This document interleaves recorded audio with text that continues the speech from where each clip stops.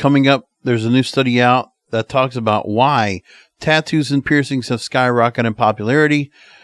And maybe the body modifications express individuality, but maybe there's another reason. We're going to talk about it right now here on Depraved and Debaucherous. I'm King of Podcasts. This is going to be a subject that I'm sure is going to unnerve some people. You're going to be some upset people listening to this episode. I understand. Now, I will say this up front. I don't have any tattoos, but I'm not here to say that I'm going to judge anyone that does. I really don't. I just think that there is a thing, for whatever reason, that people like to go to the tattoo parlors a lot more than ever. And it's becoming normal. Right. It's normal now.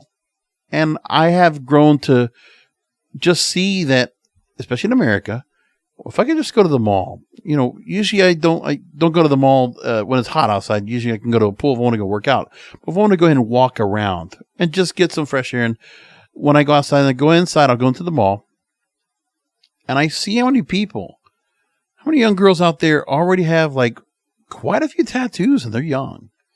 Like, it's not where some people might get tattoos and they slowly start working on a couple of the arm, getting to a sleeve, then maybe the next sleeve, and some will then start at the neck and then start around the body. And you always notice some of them that might be concealed and some that are not.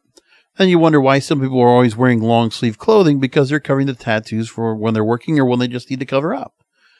But it's very common now to see so many different people getting tattoos, and then seeing one of the most popular stores in the mall where I'm at is a tattoo parlor that's constantly being filled up with a couple of booths of people getting tattoos done. Fresh every day. Pretty common.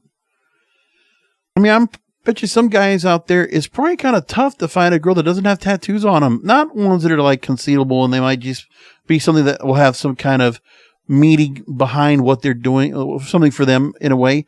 But for those, especially for girls, for women that get themselves tagged, and they're not just getting any tattoo, they're getting one that's definitely prominent and big, and make sure it's noticeable. And I think in some cases, and what this study says here, is that there is a history of some people that have child abuse and neglect that are more likely to get tattoos and piercings. I'm going to add to that. It will also be those that have been emotionally, physically, and sexually abused. Any kind of trauma where in some ways it might be a bit of just a changing body modification. Some people might see mutilation, or like almost like destroying your beauty, or just changing something because you just feel like there's a need to do something different to yourself. Now, I know there are a lot of people that will just do tattoos in general, but I feel like everybody is kind of being prompted to do it. So there's a study published in BMC Psychology suggesting that people with a history of child abuse and neglect are more likely to get tattoos and piercings. Now, there were norms before, maybe about 20, 30 years ago, that thoughts of visible tattoos or piercings were deemed unprofessional. But society's been moving away from that view, and nowadays it's very common for people to have tattoos. Many partake in them to express their personality or aesthetic, and I'm not judging anyone that does that. I really am trying not to. But then we also know that some people that are tattooed or pierced, and I'll tell you this, when I've seen girls that have had the septum piercing, this is not all of them. Some it just looks cute on them. I get it. But I've known a handful of girls that have had septum piercings that were definitely clinically depressed or depressed. And something caused, them to feel that way. It's not just some kind of a normal disorder. It's something that happened for a long time ago. So now, many people are taking them to express personality or aesthetic, as I said, but there are others where tattooed and pierced individuals are linked to having lower self-esteem and a higher need for uniqueness. Trauma survivors may turn to body modification as a way to overcome past experiences, which is a coping mechanism. You're using tattoos as a coping mechanism. And I mean, I've talked to some girls that I've talked to on dating sites that have definitely admitted to that. That's why they did it. Because they went through some traumatic relationship or something toxic or some kind of abuse when they were younger or not too long ago, where they decided, well, I'm going to just start getting ink on myself because it's just what I feel. And it's not just something that you just conceal, and it's just something that has a meaning to you that maybe you just hold on for yourself. But when you're making it prominent and really showcasing, that's the difference. Researcher Marie K. Ernst and her colleagues sampled German participants between 14 to 44 years old from over 2,500 households. So they had over 1,000 participants exactly for this. Average age around 30 years old, most participants falling into the lowest income bracket. 40% of participants had at least one tattoo or piercing, and approximately 25% reported significant child abuse or neglect. So out of the 4 in 10 participants that had tattoos on them, tattoo or piercing, 1 of 4 of those admitted to being abused or neglected as a child. And among those reporting child abuse, almost half had a tattoo or piercing.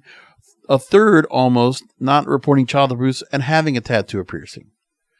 And different types and severity of abuse showed relationships with both tattoos and piercings, with more severe abuse or neglect being associated with more tattoos and more piercings.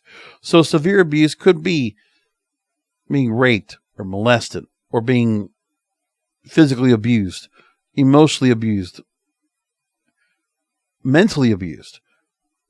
Created more of the need and more of the onus to get more tattoos and piercings. And they talk about here in the research that, quote, the present study adds to previous research by confirming positive and similar associations of tattoos and piercings with childhood abuse and neglect within a representative population sample. It didn't just pertain to physical and sexual abuse, but also to early experiences of neglect and emotional forms of trauma. And it was still being observed in statistical models controlling effects of potential socio-demographic confounders such as gender and age. So now, this is what I've said for a while now myself. A substantial number of individuals who acquire body modifications could present means of coping with previous adversity and an expression of autonomy. And the openings find new avenues for support offers, including tattoo artists and piercers, and screening, for example, in primary care.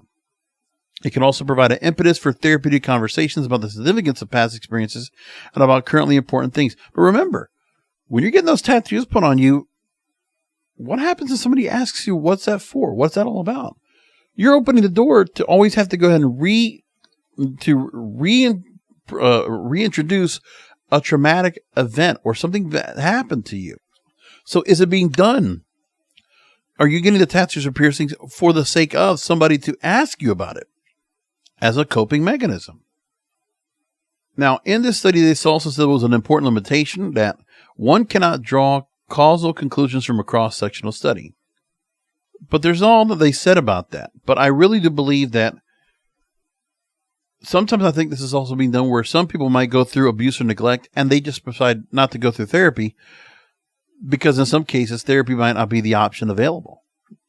But it's very common. I mean, when you see girls or guys and they're on a dating profile and you see, and sometimes you might not see tattoos or piercings right away. But there have been a couple of girls as a test question I've asked when I've seen a septum piercing. I'll ask the question. What made you get the septum piercing? And more times than not, it's because of depression. It might not be all, but it is something that you have to kind of consider. Now, some people are going to be upset by hearing this, and they're going to say, well, I get them because they're all meetings for everything that I have, and it doesn't matter what people think. You're right. My point doesn't matter. But there should be a thing where tattoos and piercings are getting done because it is a choice of expression, a healthy choice. Your choice because you just feel like doing it, not just because you feel like you need to cope with something that happened to you traumatically at a younger age. That's my thing. Because there are some young girls out there that by 19 years old, they already have a number of tattoos and piercings already on them. And is that what they want to have getting older. Because remember, you might be young, you might be getting all these tattoos and piercings. Piercings you can take off. But when it comes to the tattoos, when you get older, are those things going to be something you want to have? I'll tell you, if anybody ever gets the technology to get tattoos removed successfully, I think there's going to be a burgeoning business in that, because I think there's going to be some shopper's regret, some buyer's remorse on some of these tattoos that are getting done by people and why they're doing it in the first place. Maybe I'm wrong, but I don't think this study doesn't have at least some merit, and that's why I brought it up. This is one of those stories I exactly wanted to talk about right here on Depraved and Debaucherous. Thanks for listening.